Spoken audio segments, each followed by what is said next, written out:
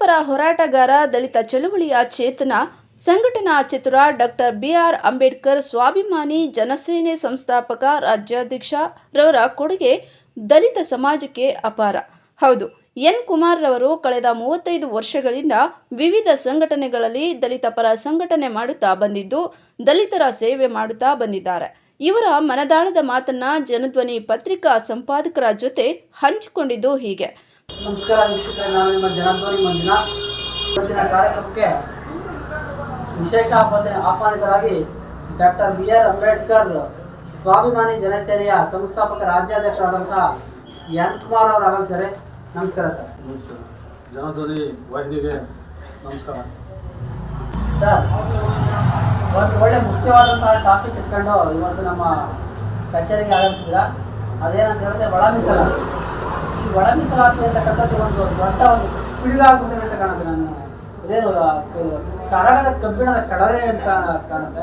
ಖಂಡಿತ ಅದು ನಮಗಲ್ಲ, ಸರ್ಕಾರಕ್ಕೆ. ಏನು ಸುಮಾರು 30-35 ವರ್ಷಗಳಿಂದ ಈ ಒಳ ಮೀಸಲಾತಿ ಬಗ್ಗೆ ಮಾದಿಗ ಸಂಬಂಧಿತ ಹೋರಾಟಗಾರರು, ದಲಿತ ಸಂಘಟನೆಯ ಹಲವಾರು ಹೋರಾಟಗಾರರು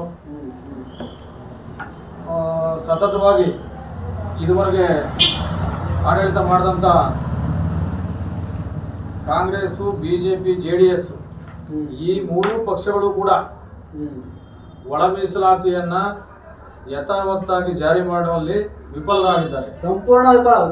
ಸಂಪೂರ್ಣವಾಗಿ ವಿಫಲರಾಗಿದ್ದಾರೆ. ನಾನು ಇದನ್ನ ಯಥಾವತ್ತಾಗಿ ಖಂಡಿಸ್ತೀನಿ. ಏನು 2005ರಿಂದ ಎಸ್.ಎಂ. ಕೃಷ್ಣ ಅವರ ಸರ್ಕಾರ ಇದ್ದಾಗ ಒಂದು ಆಯೋಗವನ್ನು ರಚನೆ ಮಾಡ್ತಾರೆ, ಸದಾಶಿವ ಆಯೋಗವನ್ನು ರಚನೆ ಮಾಡಿ ಸದಾಶಿವ ಆಯೋಗದಲ್ಲೂ ಸಹ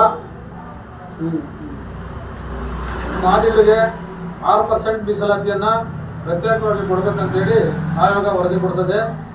ಸದಾಶಿವ ಆಯೋಗ ವರದಿಯಲ್ಲೂ ಕೂಡ ಮಾದಿಗ ಸಂಬಂಧಿತ ಜಾತಿಗಳು ಬಹುಸಂಖ್ಯಾತರಾಗಿದ್ದಾರೆ ಕರ್ನಾಟಕದಲ್ಲಿ ಅಂತೇಳಿ ಸದಾಶಿವ ಆಯೋಗ ಕೂಡ ಸ್ಪಷ್ಟವಾಗಿ ಸ್ಪಷ್ಟೀಕರಣ ಕೊಡ್ತದೆ. ಅದಾದಾಗ್ಯೂ ಕೂಡ ಮತ್ತೆ ಕಾಂತರಾಜು ಆಯೋಗ ಕೂಡ ಮಾದಿಗರು ಕರ್ನಾಟಕ ರಾಜ್ಯದಲ್ಲಿ ಬಹುಸಂಖ್ಯಾತರಿದ್ದಾರೆ ಅಂತೇಳಿ ಕಾಂತರಾಜು ಆಯೋಗ ಕೂಡ ವರದಿ ಕೊಡ್ತದೆ.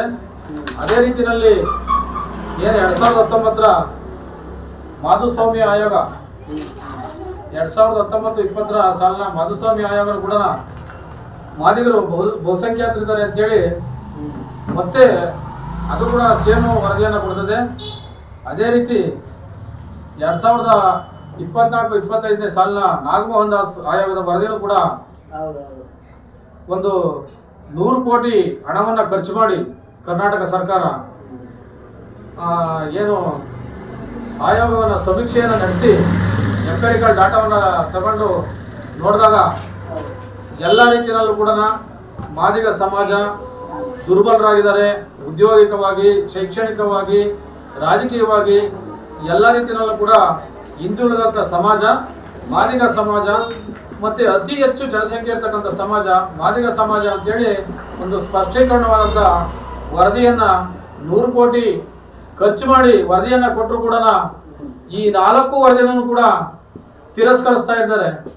ಇದು ಎಲ್ಲೋ ಒಂದು ರೀತಿ ಮಾದಿಗರನ್ನ ಮಲತಾಯಿ ಮಕ್ಕಳ ರೀತಿಯಲ್ಲಿ ನಮ್ಮನ್ನ ಕಾಣ್ತಾ ಇದ್ದಾರೆ, ಮಲತಾಯಿ ಧೋರಣೆಯನ್ನ ಮಾಡ್ತಾ ಇದ್ದಾರೆ.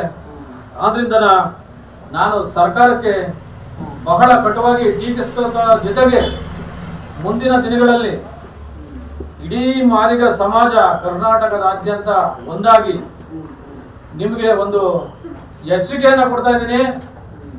ಮಾನ್ಯ ಸಿದ್ದರಾಮಯ್ಯನವರೇ, ಘನ ಸರ್ಕಾರಕ್ಕೆ ನಾನು ಎಚ್ಚರಿಕೆಯನ್ನು ಕೊಡ್ತಾ ಇದ್ದೀನಿ.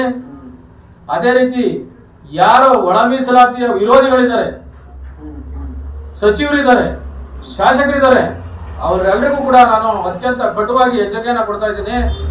ಮುಂದಿನ ದಿನಗಳಲ್ಲಿ ಮಾದಿಗರ ಕೆಂಗಣ್ಣಿಗೆ ಗುರಿಯಾಗ್ತೀರಾ.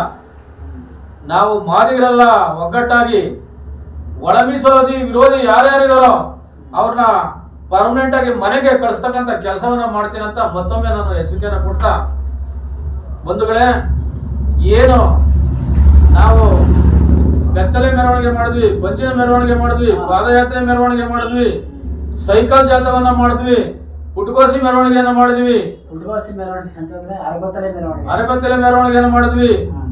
ಹುಬ್ಳಿನಲ್ಲಿ ನಡೆದಂತ ಸಮಾವೇಶದಲ್ಲಿ ಸಿದ್ದರಾಮಯ್ಯನವರು ಒಳ ಮೀಸಲಾತಿಯನ್ನ ನಾನೇ ಜಾರಿ ಮಾಡ್ತೀನಿ ಅಂತೇಳಿ ನಮಗೆ ಸುಳ್ಳು ಆಶ್ವಾಸನೆಯನ್ನ ಕೊಟ್ಟು ಅಲ್ಲಿ ಸುಮಾರು 8 ಜನ ಮಾದಿಗ ನನ್ನ ಅಣ್ಣ ತಮ್ಮಂದಿರು ಸೋದರು ಹಸುವನ್ನು ನೀಗಿದ್ರು, ಅಂದ್ರೆ ಸತ್ತೋದ್ರು. ಆ ಒಂದು ಹೋರಾಟದಲ್ಲಿ ಹುಬ್ಳಿ ಸಮಾವೇಶದಲ್ಲಿ 8 ಜನ ಸತ್ತೋದ್ರು ನನ್ನ ಅಣ್ಣ ತಮ್ಮಂದಿರು. ಇನ್ನು ಎಷ್ಟು ಜನ ಸಾಯ್ಬೇಕು, ಇನ್ನು ಎಷ್ಟು ಜನ ನಾವು ಬಲಿ ಕೊಡ್ಬೇಕಂತ ಕಾಯ್ತಿದ್ರು. ಒಂದು ಪ್ರಶ್ನೆ ಬಂದ್ಬಿಡ್ತೀವಿ. ರಾಜ್ಯದಲ್ಲಿ ಮಾದಿಗ ಸಮುದಾಯದವರು ಬಹುಸಂಖ್ಯಾತರು ಅಂತ ಹೇಳ್ತಾರೆ. ಹೌದು. ಅಂದ್ರೆ ಬಹುಸಂಖ್ಯಾತ ಸಂಘಟನೆಯಲ್ಲಿ ದಲಿತರು ಅಲ್ವರಾ? ಹೌದು. ಟೋಟಲಿ ನಾನು ಮಾದಿಗ ಅನ್ನೋದಕ್ಕಿಂತ ಮೇನಾಗಿ ದಲಿತರು ಅಂತ ಬಂದ್ಬಿಡ್ತೇನೆ. ಹೌದು. ದಲಿತರು ಈಗ ಶೋಷಣೆ ಅಂದ್ರೆ ಏನು ವಿಚಾರ? ನಿಮ್ಮ ಒಂದು ವೈಯಕ್ತಿಕವಾಗಿ ಶೋಷಣೆ ಅಂದ್ರೆ ಏನು? ಶೋಷಣೆ ಅಂತಂದ್ರೆ ಇವತ್ತಿಗೂ ಕೂಡ ಗ್ರಾಮೀಣ ಭಾಗದಲ್ಲಿ ಮಾದಿಗರನ್ನ ಪ್ರತ್ಯೇಕವಾಗಿಟ್ಟಿದ್ದಾರೆ. ಇನ್ನು ಉಳಿದಂತ ದಲಿತ ಸಮುದಾಯದ ಒಳಜಾತಿಗಳೇನಿದಾವೆ ಅವರನ್ನ ಎಲ್ಲಾ ರೀತಿಯಲ್ಲೂ ಅವ್ರನ್ನ ಗೌರವಿಸ್ತಾರೆ. ಅವ್ರನ್ನ ದೇವಸ್ಥಾನಕ್ಕೂ ಕರ್ಕೊಂತಾರೆ, ಊರೊಳಗಡೆನೂ ಕರ್ಕೊಂತಾರೆ. ಮಾದಿಗ ಜಾತಿಯನ್ನ ಪ್ರತ್ಯೇಕವಾಗಿ ಒಂದು ತರ ಪ್ರಾಣಿ, ಪಕ್ಷಿ, ಹಂದಿ, ನಾಯಿಗಳಿಗಿಂತಲೂ ಹೀನಾಯವಾಗಿ ನೋಡ್ತಾರೆ. ಅಲ್ಲ, ಅಕಾರ್ಡಿಂಗ್ ಟು ಮೀ, ನನ್ನ ಪ್ರಕಾರ ಶೋಷಣೆ ಅಂದ್ರೆ ಬಲಿತ ದಲಿತರು, ಗೊತ್ತಾ? ಹೌದು. ಬಲಿತ ದಲಿತರು ಹೌದು. ಬಲಿಯದ ದಲಿತರನ್ನ ಹೌದು. ಹೌದು. ತುಳಿತಕ್ಕಂಥದ್ದೇ ಶೋಷಣೆ. 100% ಸತ್ಯ ಸರ್. ಹೌದಾ? ಹೌದು.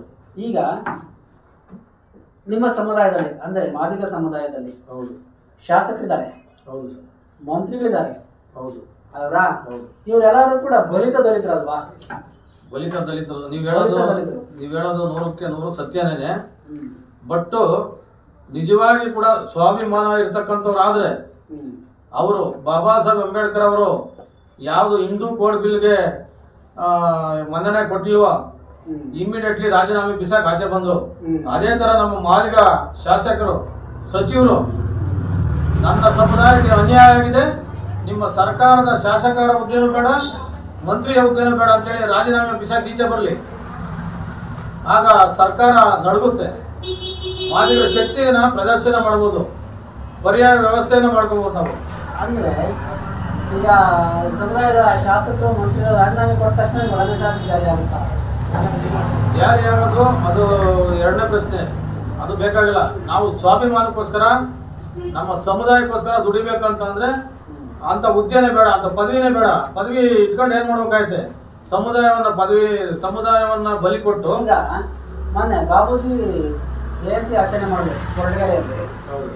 ಅಲ್ಲಿ ಒಬ್ಬ ಮುಖಂಡ, ಪ್ರಬಲ ಮುಖಂಡ, ಅವರು ದಲಿತ ಮುಖಂಡ, ಪ್ರಬಲವಾದಂತ ಮುಖಂಡ ದಾಡಿ ವೆಂಕಟೇಶ್ ಅಂತ, ನೀವು ಕೇಳ್ತೀರಾ? ಅವ್ರು ಒಂದು ಕರೆ ಕೊಡ್ತಾರೆ. ಏನಂತ ಕರೆ ಕೊಡ್ತಾರೆ ಅಂದ್ರೆ, ಅದೇ ದಿನ ಆಚರಣೆಯ ದಿನ ಬಾಬು ಜಗಜ್ಜೀವನ್ ರಾವ್ ಹುಟ್ಟೋಟದ ಮುಂದೆನೆ ಕರೆ ಕೊಡ್ತಾರೆ. ಇದು ಸರ್ಕಾರಕ್ಕೆ ಒಂದು ಎಚ್ಚರಿಕೆ ಗಂಟೆ. ಇದು ಒಳ ಮೀಸಲಾತಿ ಈಗೇನು ಉಪಚುನಾವಣೆ ನೀವು ಅಡ್ಡ ಇಟ್ಕೊಂಡಿದ್ದೀರಾ, ಉಪಚುನಾವಣೆ ಮುಗಿದ ನಂತರ ಆದ್ರೂ ಕೂಡ ನೀವು ಜಾರಿ ಮಾಡದೇ ಇದ್ದಲ್ಲಿ ನಾವು ಸರ್ಕಾರಿ ಕಾರ್ಯಕ್ರಮಗಳನ್ನ ಬಹಿಷ್ಕಾರ ಮಾಡ್ತೀವಿ. ಬಾಬು ಜಗಜ್ಜೀವನ್ ರಾಮ್ ಜಯಂತಿ ಇರ್ಬೋದು, ಡಾಕ್ಟರ್ BR ಅಂಬೇಡ್ಕರ್ ಜಯಂತಿ ಇರ್ಬೋದು, ನೀವು ಮಾಡ್ತಕ್ಕಂಥ ಸರ್ಕಾರಿ ಕಾರ್ಯಕ್ರಮಗಳಿಗೆ ನಾವು ಬರೋದಿಲ್ಲ. ನಾವೇ ನಿಮಗಿನ್ನ ಕೂಡ ನಾವೇ ಕಮ್ಮಿ ಅಲ್ಲ, ಚೆನ್ನಾಗಿ ನಾವು ಮಾಡ್ತೀವಿ. ನಾವು ಭಿಕ್ಷೆ ಬೇಡ ಆಗ್ಲಿ, ನಮ್ಮ ನಾಯಕರುಗಳ ಜಯಂತಿಯನ್ನು ನಾವು ಆಚರಣೆ ಮಾಡ್ತೀವಿ, ನಿಮ್ಮ ಕಾರ್ಯಕ್ರಮಗಳಿಗೆ ನಾವು ಸಪೋರ್ಟ್ ಮಾಡೋದಿಲ್ಲ ಅಂತಕ್ಕಂಥ ಮಾತನ್ನ ಕರೆ ಕೊಡ್ತಾರೆ. ಅದನ್ನ ಅಲ್ಲಿರ್ತಕ್ಕಂಥ ಎಲ್ಲ ಸಮುದಾಯ ಸಂಘಟನೆಗಳು ಕೂಡ ಬೆಂಬಲಿಸ್ತವೆ. ಈಗ ಮೊನ್ನೆ ಈ ವಿಚಾರವನ್ನು ಏನ್ ಹೇಳಕ್ ಬಯಸ್ತೀರಾ ಸರ್ಕಾರಕ್ಕೆ? ಮೊನ್ನೆ ಕೂಡ ಜಿಲ್ಲಾಡಳಿತದ ವತಿಯಿಂದ ಪೂರ್ವಭಾವಿ ಸಭೆಯನ್ನ ಕರೆದಿದ್ರು ತುಮಕೂರಿನಲ್ಲಿ. ಆ ಸಭೆಯಲ್ಲೂ ಕೂಡ ನಾವು ಸುಮಾರು ಹಲವಾರು ಸಂಘಟನೆಯ ಮುಖಂಡರು ಸೇರ್ಕೊಂಡು ಬಾಬಾ ಸಾಹೇಬರು ಮತ್ತೆ ಬಾಬು ಜಗಜೀವನ್ ರಾಮ್ ಇವು ಎರಡೂ ಕೂಡ ದಲಿತರ ಎರಡು ಕಣ್ಣಿದ್ದಂಗೆ. ಅವರು ನಮ್ಮ ಸಮುದಾಯದ, ನಮ್ಮ ಸ್ವಾಭಿಮಾನದ ಜಯಂತಿಯನ್ನು ನಾವು ನಮ್ಮ ಸ್ವಂತ ದುಡ್ಡಲ್ಲಿ ಆಚರಣೆ ಮಾಡ್ತೀವಿ. ಒಳ ಮೀಸಲಾತಿ ವಿರೋಧಿಯಾದಂತ ಜಿಲ್ಲಾಡಳಿತ ಆಗಲಿ, ತಾಲೂಕು ಆಡಳಿತ ಆಗಲಿ, ಸಚಿವರು ಮಾಡ್ತಕ್ಕಂಥ, ಮಂತ್ರಿ ಜನಪ್ರತಿನಿಧಿಗಳು ಮಾಡ್ತಕ್ಕಂಥ ಅಂಬೇಡ್ಕರ್ ಜಯಂತಿನಾಗಲಿ, ಬಾಬು ಜಗನ್ ಜಯಂತಿನಾಗಲಿ ನಾವು ಆಚರಿಸಲಿಕ್ಕೆ ಬರೋದಿಲ್ಲ ಅಂತೇಳಿ ನಾವು ಕೂಡ ಬೈಕಾಟ್ ಮಾಡಿದ್ದೀವಿ. ನಾವು ತುಮಕೂರು ಜಿಲ್ಲೆಯಲ್ಲಿ ಪ್ರತ್ಯೇಕವಾಗಿ ಸರ್ಕಾರಿ ಇಲಾಖೆಯವರು ಮಾಡ್ತಕ್ಕಂಥ ಜಯಂತಿಗಳಿಗೆ ನಾವು ಭಾಗವಹಿಸಿದಿಲ್ಲ. ಅಂಬೇಡ್ಕರ್ ಜಯಂತಿಗೆ ನಾವೇ ಪ್ರತ್ಯೇಕವಾಗಿ ನಾವು ಜಯಂತಿನ ಆಚರಣೆ ಮಾಡ್ತಾ ಇದ್ದೀವಿ. ನಾವು ಕೂಡ ಬೈಕಾಟ್ ಮಾಡಿದ್ದೀವಿ. ಅಲ್ಲ, ಇದು ಒಂದು ಒಳ್ಳೆ ಬೆಳವಣಿಗೆ ಅಂತ ನಾನು ಭಾವಿಸ್ತೀನಿ. ಯಾಕಂತ ಹೇಳಿದ್ರೆ ಹೌದು, ಅವರು ದಾಡಿ ವೆಂಕಟೇಶ್ವರ ಪ್ರಬಲ ನಾಯಕರು, ಚಿಂತಕರು, ದಲಿತ ಪರ ಚಳವಳಿ ಚಿಂತಕರು. ಹೌದು, ಏನೇ ಅವರು ನಿರ್ಧಾರ ತಗೊಳ್ಬೇಕು ಅಂದ್ರೂ ಕೂಡ ಒಂದು ಪ್ರಬಲವಾದಂತ ನಿರ್ಧಾರವನ್ನು ತಗೊಳ್ತಾರೆ. ಖಂಡಿತ ಸರ್. ಆ ನಿರ್ಧಾರಕ್ಕೆ ನೀವು ಎಲ್ಲಾ ಸಂಘಟನೆ ಕೂಡ ಭದ್ರ ಆಗ್ತೀರಾ? ನಾವು ಜಿಲ್ಲಾದ್ಯಂತ ಈಗಾಗಲೇ ತೀರ್ಮಾನ ಮಾಡಿದ್ದೀವಿ. ಜಿಲ್ಲಾಡಳಿತ ಮಾಡ್ತಕ್ಕಂಥ ಜಯಂತಿಗಳನ್ನ ಬಾಬು ಜಗಜೀವನ್ ರಾವ್ ಮತ್ತೆ ಅಂಬೇಡ್ಕರ್ ಜಯಂತಿಯನ್ನ ಸಹಕಾರ ನೀತಿಯನ್ನ ತೋರ್ತೀರಾ? ಸಹಕಾರ ನಾವು ಆ ಕಾರ್ಯಕ್ರಮಕ್ಕೆ ಭಾಗವಹಿಸದಲ್ಲೇ ಬೈಕಟ್ ಹಾಕಿ ಪ್ರತ್ಯೇಕವಾಗಿ ನಮ್ಮ ಜಯಂತಿಯನ್ನ, ನಮ್ಮ ಬಾಬಾ ಸಾಹೇಬ್ ಜಯಂತಿಯನ್ನ ನಾವು ಮಾಡ್ತೀವಿ. ಆ ಶಕ್ತಿ ನಮಗಿದೆ. ಯಾಕಪ್ಪ ಅಂತಂದ್ರೆ ನಮ್ಮ ಸಮುದಾಯದ 2 ಕಣ್ಣುಗಳಿದ್ದಂಗೆ ಅವರು. ಹೌದೌದೌದು, ಯಾರು ಭಾಗವಹಿಸಿಲ್ಲ.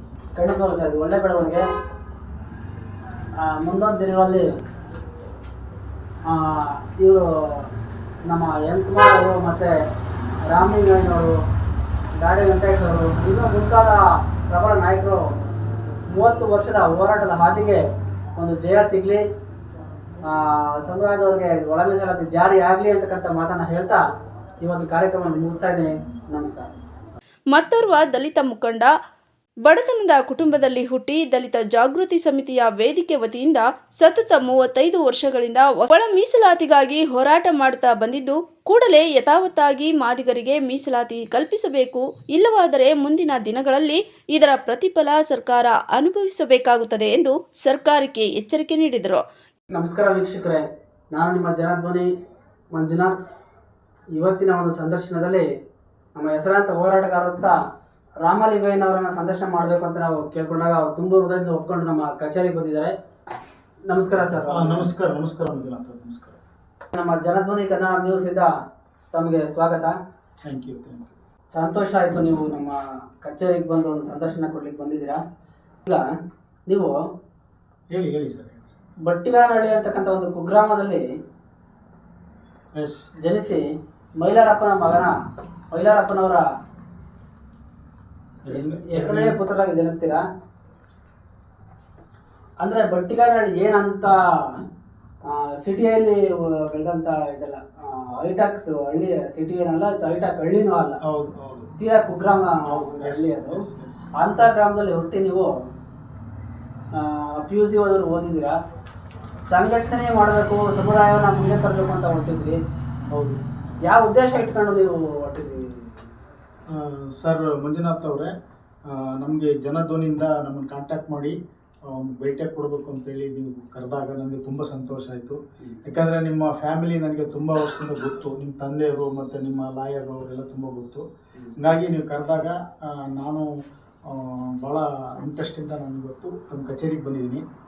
ನನಗೆ ಯಾಕೆ ಒಂದು ಸಂಘಟನೆ ಮಾಡೋದಕ್ಕೆ ನಮಗೆ ಮನಸ್ಸು ಆಸಕ್ತಿ ಬಂತು ಅಂದರೆ, ನಾವು ಹೇಳ್ದಂಗೆ ಶಿರಾ ತಾಲೂಕು ಬಟ್ಟಿಗನಹಳ್ಳಿ ಅದೊಂದು ಕುಗ್ರಾಮ. ತುಂಬ ಏನು ಅಲ್ಲಿ ಸರ್ಕಾರದಿಂದ ಸೌಲಭ್ಯಗಳು ಏನೂ ಸಿಗ್ತಾ ಇರಲಿಲ್ಲ. 1990ರಲ್ಲಿ ನಾನು ಸಂಘಟನೆ ಮಾಡೋದಕ್ಕಲ್ಲಿ ನಾನು ಪ್ರಾರಂಭ ಮಾಡಿದೆ. ನಮ್ಮ ಊರಲ್ಲಿ ಅಸ್ಪೃಶ್ಯತೆ ಅಂದರೆ ಜಾತಿ ತಾರತಮ್ಯ, ಅಸ್ಪೃಶ್ಯತೆ ನಾವು ಚಿಕ್ಕವರಿದ್ದಾಗ ಆ ಕಾಲದಲ್ಲಿ 1991-92ನೇ ಸಾಲಿನಲ್ಲಿ ನಮಗೆ ಗ್ರಾಮದಲ್ಲಿ ಕುಡಿಯೋಕ್ಕೆ ನೀರು ಕೊಡ್ತಿರಲಿಲ್ಲ, ದೇವಸ್ಥಾನಕ್ಕೆ ಪ್ರವೇಶ ಇಲ್ಲ, ಜಾತಿ ತಾರತಮ್ಯ, ಅಸ್ಪೃಶ್ಯತೆ, ಬಿಟ್ಟಿ ಚಾಟಿ ಮಾಡಬೇಕಾಗಿತ್ತು. ನಮ್ಮ ಜನಾಂಗ ವಿಶೇಷವಾಗಿ ಅಲ್ಲಿ ಬಟ್ಟಿಗನಹಳ್ಳಿಯಲ್ಲಿ ಮಾದಿಗರು ನಾವು ಒಂದು 50 ಕುಟುಂಬಗಳು ಅಲ್ಲಿ ವಾಸ ಮಾಡ್ತಾ ಇದ್ವಿ. ಇವತ್ತು ಕೂಡ ಅಲ್ಲಿ ದೇವಸ್ಥಾನಕ್ಕೆ ಬಿಟ್ಕೊಳಲ್ಲ. ಕುಡಿಯೋ ನೀರು ನಾವು ಕೇಳಿ ತಗೋಬೇಕಾಯಿತು ಬಾವಿನಲ್ಲಿ. ಅವರು ನಾವು ಬಿಂದಿಗೆ ಇಟ್ಟರೆ ಅವರು ನೀರು ನಮಗೆ ಹಾಕ್ತಾಯಿದ್ರು. ಆ ಥರದ ಒಂದು ಪರಿಸ್ಥಿತಿ ಇತ್ತು. ಅಂಥ ಸಂದರ್ಭದಲ್ಲಿ ನಮಗೆ ಎಜುಕೇಷನ್ನು ಕೂಡ ನಾವು ಹೈಸ್ಕೂಲು ಮತ್ತು PUC ಈಗೆಲ್ಲ ನಾವು ಶಿರಾಕ್ಕೆ ಹೋಗ್ಬೇಕಾಯ್ತು. ಬಸ್ಸಿನ ವ್ಯವಸ್ಥೆ ಇರಲಿಲ್ಲ, ಕೂಲಿ ಕಡಿಮೆ.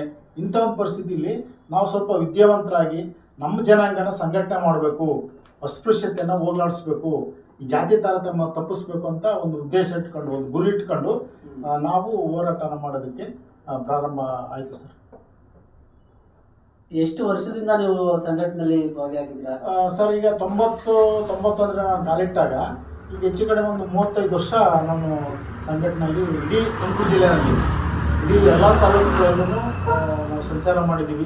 5 years ಅಂದ್ರೆ ನೀವು ಡಿಸ್ಟ್ರಿಕ್ಟ್ ಮಟ್ಟದಲ್ಲಿ, ಜಿಲ್ಲಾ ಮಟ್ಟದಲ್ಲಿ ಸಂಘಟನೆ ಹೌದು ಮಾಡ್ತಾ ಸರ್, ಇದ್ದೀರಿ. ಹೌದು ಸರ್. ಹಳ್ಳಿ ಮಟ್ಟದಲ್ಲಿ ಮಾಡಿದ್ದೀನಿ, ಹಾ. ಮತ್ತೆ ತಾಲೂಕು ಮಟ್ಟದಲ್ಲಿ ತಾಲೂಕು ಅಧ್ಯಕ್ಷನಾಗಿ, ಹಾ. ಜಿಲ್ಲಾ ಮಟ್ಟದಲ್ಲಿ DJS ಜಿಲ್ಲಾಧ್ಯಕ್ಷನಾಗಿ ನಾನು ಕಾರ್ಯನಿರ್ವಹಿಸಿದ್ದೀನಿ. DJS ಅಂದ್ರೆ ದಲಿತ ಜಾಗೃತಿ ಸಮಿತಿ. ಎಸ್, ದಲಿತ ಜಾಗೃತಿ ಸಮಿತಿ, ಅದರ ಒಂದು ಜಿಲ್ಲಾಧ್ಯಕ್ಷನಾಗಿ ನಾನು ಕಾರ್ಯ ಅಂದ್ರೆ ಸಮುದಾಯದ ಜನಾಂಗದವ್ರನ್ನ ತುಂಬಾ ಹತ್ತಿರದಿಂದ ನೀವು ನೋಡ್ತೀರಾ.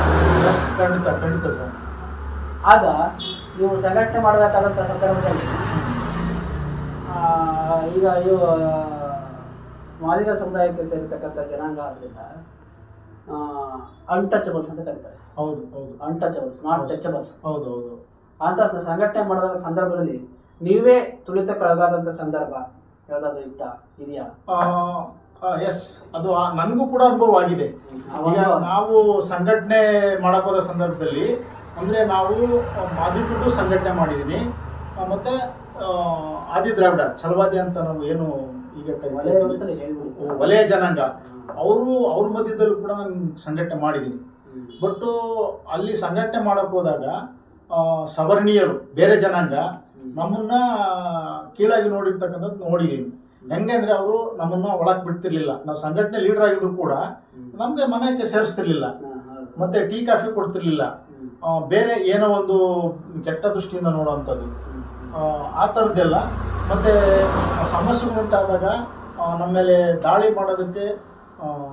ದಾಳಿ ಮಾಡ್ತಕ್ಕಂಥ ಸಂದರ್ಭಗಳು, ನಮ್ಮನ್ನು ಒಡೆಯೋದಕ್ಕೆ ಬಂದಿರ್ತಕ್ಕಂಥ ಸಂದರ್ಭಗಳು ಭಾಳಷ್ಟಿದ್ದಾವೆ. ಈಗ ನಾವು ಹೋಟ್ಲಲ್ಲಿ ನಮ್ಮ ಜನರಿಗೆ ಟೀ ಕಾಫಿ ಕೊಡ್ತಿರ್ಲಿಲ್ಲ, ಪ್ರತ್ಯೇಕವಾಗಿ ತಟ್ಟೆ ಲೋಟ ಇಟ್ಟಿದ್ರು ಹೋಟ್ಲುಗಳಲ್ಲಿ. ಅವಾಗ ಅದನ್ನ ನಾವು ಹೊಡೆದಾಕಿದ್ವಿ. ಮೇ ಬಿ ಅದೇ 1990 ಇಸ್ವಿಯಲ್ಲಿ ಅಂತ ಕಾಣ್ತೇವೆ. 94-95ನೇ ಸಾಲಿನಲ್ಲಿ. ಆ ಸಂದರ್ಭದಲ್ಲಿ ಹಳ್ಳಿಗಳಲ್ಲಿ ಅಸ್ಪೃಶ್ಯತೆ ಆಚರಣೆ ಜಾರಿಯಲ್ಲಿತ್ತು. ಹೋಟ್ಲುಗಳಲ್ಲಿ ನಮ್ಮ ಜನರಿಗೆ ಟೀ ಕೊಡ್ತಿರ್ಲಿಲ್ಲ, ಟೀ ಕಾಫಿ ಕೊಡ್ತಿರ್ಲಿಲ್ಲ, ತಟ್ಟೆ ಲೋಟ ಕೊಡ್ತಿರ್ಲಿಲ್ಲ, ಮತ್ತೆ ಎಲೆಯಲ್ಲಿ ಕೊಡ್ತಾ ಇದ್ರು, ಮತ್ತೆ ಪ್ಲಾಸ್ಟಿಕ್ ಲೋಟ ಇನ್ನೂ ಬಂದಿರಲಿಲ್ಲ. ಅವಾಗ ಸಿಲ್ವರ್ ಕಪ್ಗಳಿದ್ವು, ಮತ್ತೆ ಆ ಸಿಲ್ವರ್ ಕಪ್ಗಳನ್ನ ಒಂದ್ ಕಡೆ ಇಡ್ತಾ ಇದ್ರು. ನಮ್ಮ ಜನಾಂಗ ಟೀ ಕುಡಿದು ಮತ್ತೆ ಅಲ್ಲಿಟ್ಟು ಮತ್ತೆ ತೊಳ್ಕೊಂಡು ಕುಡಿಬೇಕಾಗಿತ್ತು. ಈ ಥರದ ಸನ್ನಿವೇಶನ ಇತ್ತು. ಅಂಥ ಸಂದರ್ಭದಲ್ಲಿ ನಮಗೂ ಕೂಡ ಅವಾಗ ಹೋಟೆಲ್ಗಳಲ್ಲಿ ಟೀ ಕೊಡ್ತಿರ್ಲಿಲ್ಲ. ನಾವು ಕೂಡ ಒಬ್ಬ ಲೀಡರ್ಶಿಪ್ ವಹಿಸ್ಕೊಂಡು ನಾವು ಟೀ ಕುಡಿಬೇಕಂತ ಹೋದಾಗ ತಗೊಳ್ಳಿ ಲೋಟ ಅಂತ ನಮಗೆ ಹೇಳಿರ್ತಕ್ಕಂಥ ಅನುಭವ ಇದೆ. ಬಟ್ ನಾವು ಅದನ್ನು ನಾವು ಒಪ್ಪಿಲ್ಲ, ಇಲ್ಲ ನಾವು ಟೀ ಕುಡಿಯಲ್ಲ ಅಂತೇಳಿ ಅದನ್ನು ಬೈಕಾಟ್ ಮಾಡಿ, ಬಹಿಷ್ಕರಿಸಿ, ಗಂಟೆ ಮಾಡಿ ಸಂಬಂಧಪಟ್ಟಂಥ ಪೊಲೀಸ್ ಸ್ಟೇಷನ್ಗೆಲ್ಲ ಈ ಮಾಹಿತಿ ತಗೊಂಡೋಗಿ ಮಾತಾಡಿ ಟೀ ವ್ಯವಸ್ಥೆನ ನಾವು ಕೊಡಿಸೋಂಥ ವ್ಯವಸ್ಥೆ ಮಾಡಿದ್ವಿ. ಅಂತಹ ದಿನಗಳಲ್ಲಿ ನಿಮ್ಮ ಮೇಲೆ ಯಾವುದಾದ್ರು ಕೇಸ್ಗಳಾದಂಥ ಸಂದರ್ಭಗಳಿದೆಯಾ? ಇಲ್ಲ, ಕೇಸ್ ಏನಾಗಿಲ್ಲ.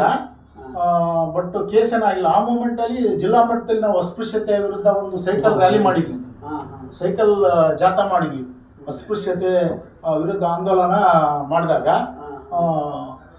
ಅದು ಆಗಲೇ ಪತ್ರಿಕಾ ಮಾಧ್ಯಮಗಳಲ್ಲಿ ಎಲ್ಲ ಬಂತು. ಹಂಗಾಗಿ ಅದು ಗೊತ್ತಾಗಿ ನಮ್ಮ ಮೇಲೇನಷ್ಟು ದಾಳಿ ಆಗಲಿಲ್ಲ, ಗಲಾಟೆಗಳಾಗಲಿಲ್ಲ. ಬಟ್ ಮಾತಿನ ಚಕಮಕಿ ಹಳ್ಳಿ ವಾತಾವರಣದಲ್ಲಿ ಜನರು ಏನು ಮಾಡ್ತಾರೆ, ಇವ್ರು ಏನ್ರಿ ಮಾಡ್ತಾರೆ, ಸಂಘ ಮಾಡೋರು ಏನ್ರಿ ಮಾಡ್ತಾರೆ, ಇವರು ಏನೋ ಬರ್ತಾರೆ ಹೋಗ್ತಾರೆ, ಜನರು ಸುಮ್ಮನೆ ಎತ್ಕೊಡ್ತಾರೆ, ಆ ರೀತಿಯಲ್ಲಿ ನಮಗೆ ಒಂಥರ ಮಸಿ ಬೆಳೀತಕ್ಕಂಥ ಕೆಲಸ ಮಾಡ್ತಾಯಿದ್ವಿ ನಾವು. ಆದರೂ ನಾವು ಇದು ಸರ್, ಈಗ ನಾವು ಒಳ್ಳೇದು ಮಾಡೋಕ್ಕೆ ಹೋದಾಗ ಕೆಟ್ಟದ್ದು ಇದ್ದೇ ಇರುತ್ತೆ. ಅದನ್ನು ಅದಕ್ಕೆ ನಾವು ಏನೇ ಹೆದರ್ಕೊಂಡಿಲ್ಲ. ನಮ್ಮ ಜನರಿಗೆ ಸಾಮಾಜಿಕವಾಗಿ ಸಮಾನತೆ ಬೇಕು, ಅವ್ರಿಗೆ ಅಸ್ಪೃಶ್ಯತೆ ನಿರ್ಮೂಲನೆ ಆಗಬೇಕು, ಎಲ್ರಿಗೂ ಸಮ ಅವಕಾಶ ಕೊಡಿಸಬೇಕು ಅಂತ ಆ ಒಂದು ದೃಷ್ಟಿಕೋನ ಇಟ್ಕೊಂಡು ನಾವು ಆ ಕೆಲಸ ಎಲ್ಲ ಮಾಡೋದಕ್ಕೆ ಶುರು ಮಾಡಿದ್ವಿ. ಅಂದರೆ ಈಗ ನೀವು ಸಂಘಟನೆಗೆ ಜಾಯಿನ್ ಆದಾಗಿಂದಲೂ ಕೂಡ ಇಂಟರ್ನಲ್ ಇದು ಒಳ ಮೀಸಲಾತಿ ಅಂತಾರಲ್ಲ, ಇಂಟರ್ನಲ್ ರಿಸರ್ವೇಷನ್ ಒಂದು ಟಾಪಿಕ್ ಇಟ್ಕೊಂಡು ಹೋರಾಟ ಮಾಡ್ತಾನೆ ಬಂದಿದ್ದೀರಾ. ಹೌದು, ಸಮುದಾಯದ ಜೊತೆ. ಹೌದು ಹೌದು. 35 ವರ್ಷಗಳು ಕಳೆದ್ರು ಕೂಡ ಈ ನಮ್ಮ ರಾಜ್ಯ ಸರ್ಕಾರ ಒಳ ಮೀಸಲಾತಿ ವರ್ಗೀಕರಣ ಮಾಡಿದ್ದೇನೆ. ಸುಪ್ರೀಂ ಕೋರ್ಟ್ ಆದೇಶ ಇದ್ರು ಕೂಡ ಹೌದು ತಳ್ಳಿ ಹಾಕಿ ಮುಂದಕ್ಕೆ ಆಗ್ತಾ ಬಂದಿದ್ದಾರೆ. ಈ ವಿಚಾರದಲ್ಲಿ ಸರ್ಕಾರಕ್ಕೆ ಏನು ಹೇಳ್ತಾ? ಸರ್, ನಾನು ನೇರವಾಗಿ ಸರ್ಕಾರ ಕೇಳೋದಿಷ್ಟೇ. ಈಗ ಕಳೆದ 35ರಿಂದ 40 ವರ್ಷ, 35 ದಾಟೀಗ ನಾವು 36-37 ವರ್ಷಗಳ ಕಾಲ ನಾವು ಹೋರಾಟ ಮಾಡಿದ್ವಿ ಕರ್ನಾಟಕ ರಾಜ್ಯಾದ್ಯಂತ. ದಲಿತ ಪರ ಸಂಘಟನೆಗಳು, ಸಂಘ ಸಂಸ್ಥೆಗಳು, ವಿಶೇಷವಾಗಿ ದಲಿತ ಸಂಘರ್ಷ ಸಮಿತಿ, ಮಾದಿಗ ದಂಡೋರ, ಈ ತರದ ಸಂಘಟನೆಗಳೆಲ್ಲ ಒಟ್ಟಾರೆ ದಲಿತ ಪರವಾಗಿ ಕೆಲಸ ಮಾಡ್ತಕ್ಕಂಥ ಸಂಘಟನೆಗಳು ಸೇರಿ ಒಳ ಮೀಸಲಾತಿ ಬೇಕು ಅಂತ ಒಂದು ಧ್ಯೇಯ ಇಟ್ಕೊಂಡು ಹೋರಾಟ ಮಾಡಿದೀವಿ, ನಾವು ಸೇರ್ಕೊಂಡು ಮಾಡಿದೀವಿ. ಬಟ್ ಏನಾಗ್ತಾ ಇದೀವ, ಸರ್ಕಾರ ಜಾತಿ ಒಂದು ಉದ್ದೇಶ ಇಟ್ಕೊಂಡು, ಈಗ ಮಾದಿಗ ಸಮುದಾಯ ಬಹುಸಂಖ್ಯಾತರಿದ್ದೀವಿ, ನಾವೆಲ್ಲ ಸಾಕಷ್ಟು ಬಹುಸಂಖ್ಯಾತರಿದ್ದೀವಿ. ಈಗ ಆರ್ಥಿಕವಾಗಿ ಅವರು ಬಡವರಿದ್ದಾರೆ, ಶೋಷಣೆ ಒಳಪಟ್ಟಿದ್ದಾರೆ, ಅಸ್ಪೃಶ್ಯತೆಯನ್ನು ಜೀವಂತವಾಗಿದೆ, ಅವ್ರ ಮೇಲೆ ದೌರ್ಜನ್ಯ ನಡೀತಾ ಇದೆ. ಇಷ್ಟೆಲ್ಲ ಇದ್ರೂ ಕೂಡ ಅವರು ಇದನ್ನೆಲ್ಲ ಸಹಿಸ್ಕೊಂಡು ಮನಸ್ಸಲ್ಲಿ ಇಟ್ಕೊಂಡು ಒಳ ಮೀಸಲಾತಿ ನಮಗೆ ಬೇಕು, ಒಳ ಮೀಸಲಾತಿ ಆದರೆ ಈ ಥರದ ಸಮಸ್ಯೆಗಳೆಲ್ಲ ನಿರ್ಮೂಲನೆ ಆಗ್ತವೆ, ನಮಗೂ ಉದ್ಯೋಗ ಸಿಗುತ್ತೆ, ಸಮಾನತೆ ಸಿಗುತ್ತೆ, ಜಾತಿ ತಾರತಮ್ಯ ಹೋಗ್ಲಾಡುತ್ತೆ,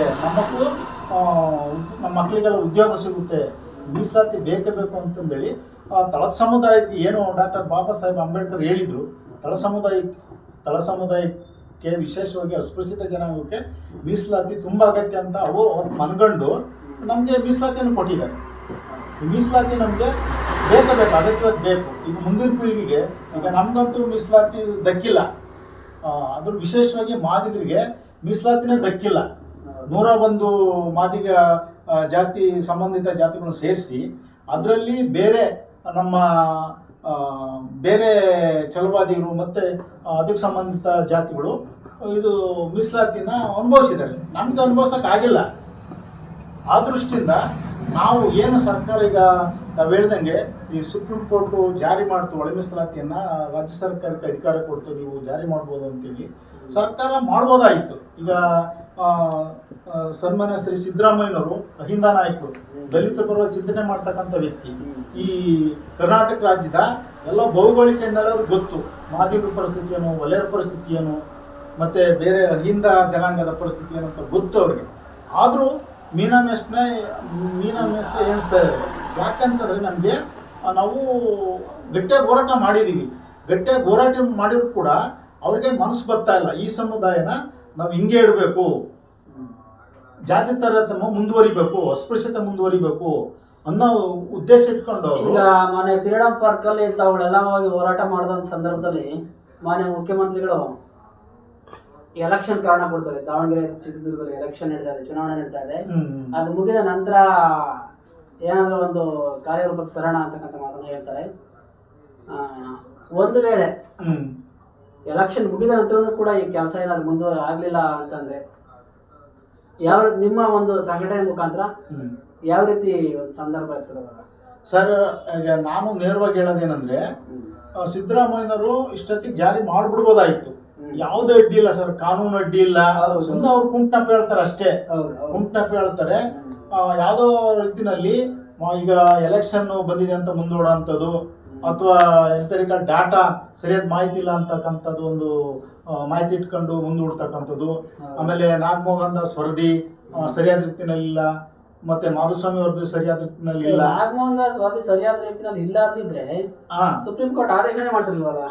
ಅದು ನಾವು ಒಪ್ತೀವಿ, ನಾಗಮೋಹನ್ ದಾಸ್ ವರದಿ ನಾವು ಒಪ್ತೀವಿ. ಬಟ್ ಅವ್ರು ಒಪ್ತಾ ಇಲ್ವಲ್ಲ. ಅವರು ಈಗ ಮೊನ್ನೆ ಇವರು ಸ್ವಾಮೀಜಿ ಹೇಳಿದ್ರು, ಜ್ಞಾನಪ್ರಕಾಶ್ ಸ್ವಾಮೀಜಿ ಏನ್ ಹೇಳ್ತಾರೆ, ಇದು ನಾಗಮೋಹನ್ ದಾಸ್ ವರದಿ ಸರಿಯಿಲ್ಲ, ಅಂಕಿಅಂಶಗಳು ಸರಿಯಿಲ್ಲ ಅಂತ ಹೇಳ್ತಾರೆ. ನಾವು ಅದು ತಳ್ಳಿ ಹಾಕ್ತೀವಿ.